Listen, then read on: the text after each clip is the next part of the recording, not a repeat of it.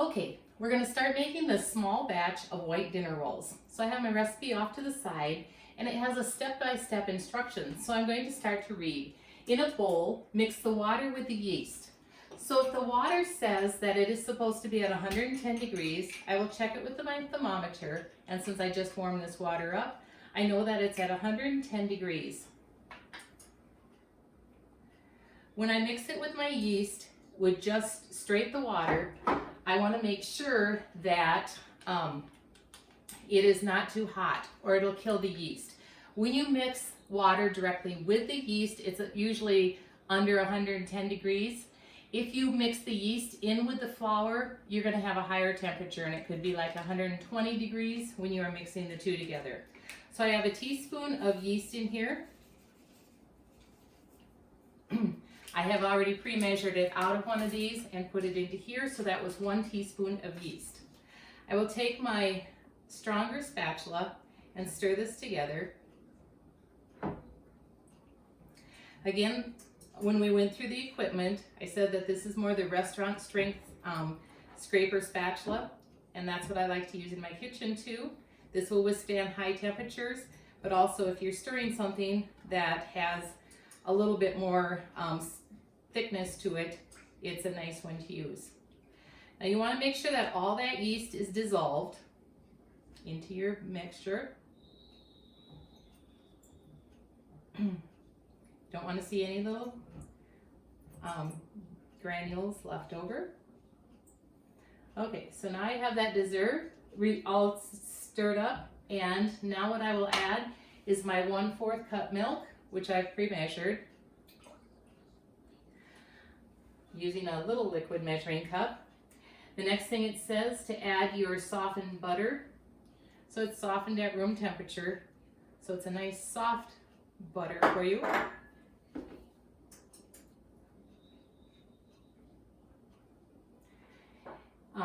It says to add the sugar, so we'll add the tablespoon of sugar.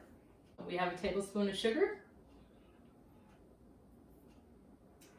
And we'll have a 1/2 teaspoon of salt.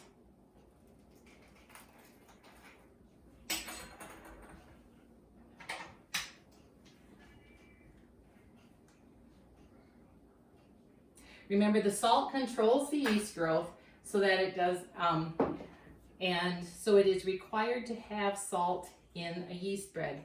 In all other things, it is only required to have it for flavor. But in yeast bread, we need to control the growth of the yeast.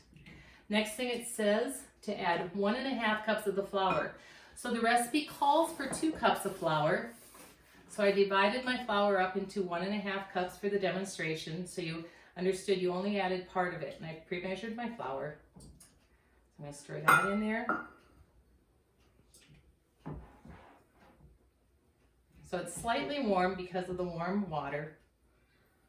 That kind of gives that yeast a little bit of a kickstart in getting it to grow and rise in your bread. That was 1 cup. Now this is another 1/2 cup.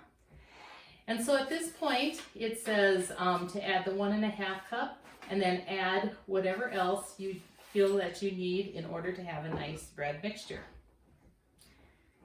So as we mix this together, we want it to kind of all follow your spoon or your scraper.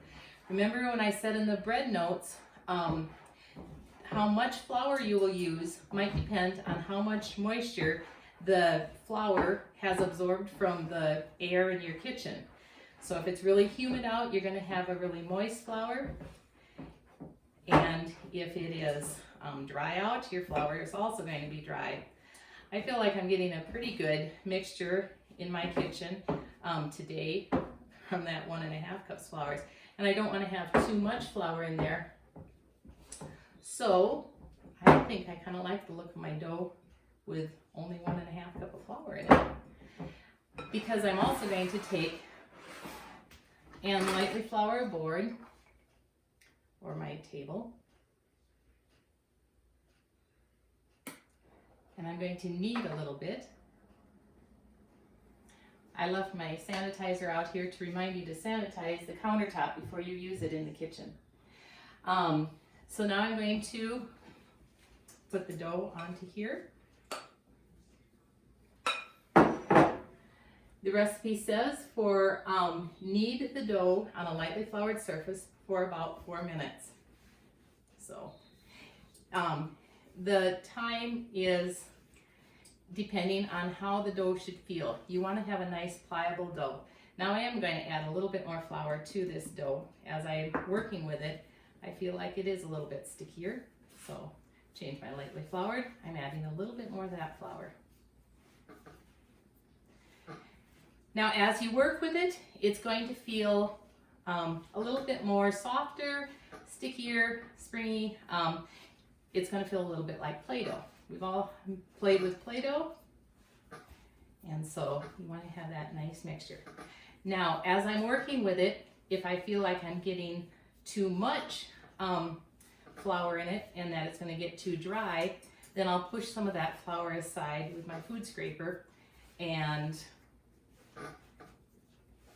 work with what I have. So rather than you watching me knead this for 4 minutes, then I just take a little break away. So just continuing, I have kneaded it for about the 4 minutes. I feel like I have enough flour in it, so I'm going to take my food scraper, push that aside. Just kind of going through the kneading process. You push it down with the heels of your hand and away from you. Not too much, just a little bit. Then fold it in half. Push it, give it a quarter turn, fold, push, quarter turn, fold, push, turn, fold, push, turn, fold, push, turn, fold, push, turn, fold. Continue to do that. This is the procedure that I want you to learn in class. This is one of the standards that I want you to do in class. So as I work with this without the flour, since I pushed that extra flour aside, what I ended up, now my flour might be a little dry, I've had it in the freezer and stuff, we might have a little bit more moisture. I think I used about 1 3/4 cup of flour in this mixture. I have a nice soft dough, and the next thing I'm going to do, I have prepared a bowl. And so I have a smaller bowl. I've sprayed a little bit of spray oil in there. I'm going to roll this around in here. I'm going to cover this bowl and let it rise. Now if you were home, you would let it rise for a little bit longer. You want it to double in size, so you kind of get the idea of what the size is. I'm going to cover it here, and we'll come back to the dough so with that we can shape it. In class, you're going to stop at this point. We're going to cover it and let it rise for about 10 minutes, which isn't much, and then we are going to start to shape it. So have this, we'll cover it with a towel in class, and we'll stop there. So I have my bread, and I've had it covered and rising. It's doubled in size. I want to punch it down, and then I will let it rest for 5 minutes.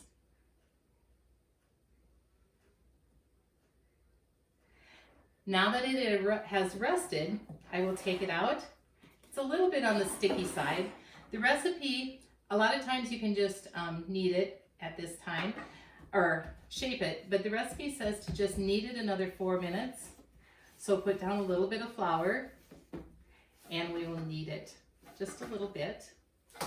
Kind of get the air bubbles out, get that, the yeast and all the ingredients kind of woken up and reincorporated.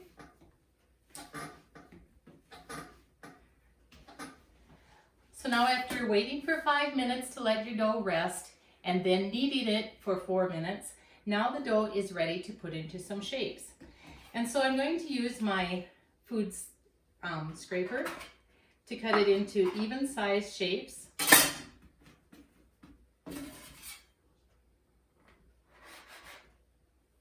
And I'm going to make 6 different rolls. So now I have 6 different pieces, relatively even size. If I was in a bakery, I would probably weigh each one to make sure that they were even size so it would turn out evenly. For this demonstration, I'm just going to shape them. So if you're going to make just a dinner roll, you would kind of tuck the ends under and place it onto your pan, which is greased. You do want to grease a pan when you are making bread. If you wanted to be a little bit creative, When you're working in lab, you're gonna have some time. You could take your dough, roll it into a snake shape, and tie it into a knot. So you have that pretzel shape sort of looking roll. This would be for the pepperoni poppers recipe that we would, that you could make in the recipe book that I provided.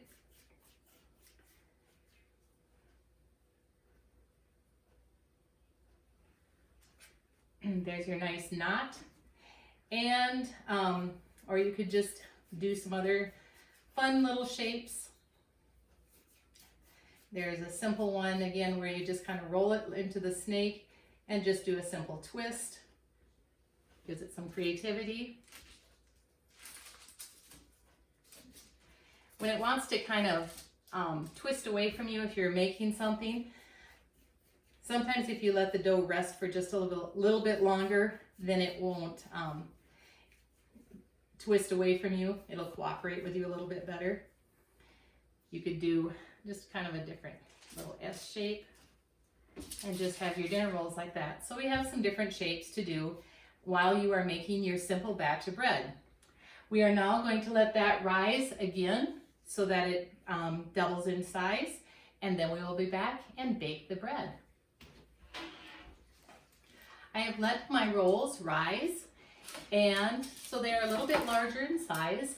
They are now ready for the oven, and I will place them in the oven for the required amount of time. Bread doesn't take very long to bake when you put it in a bun size.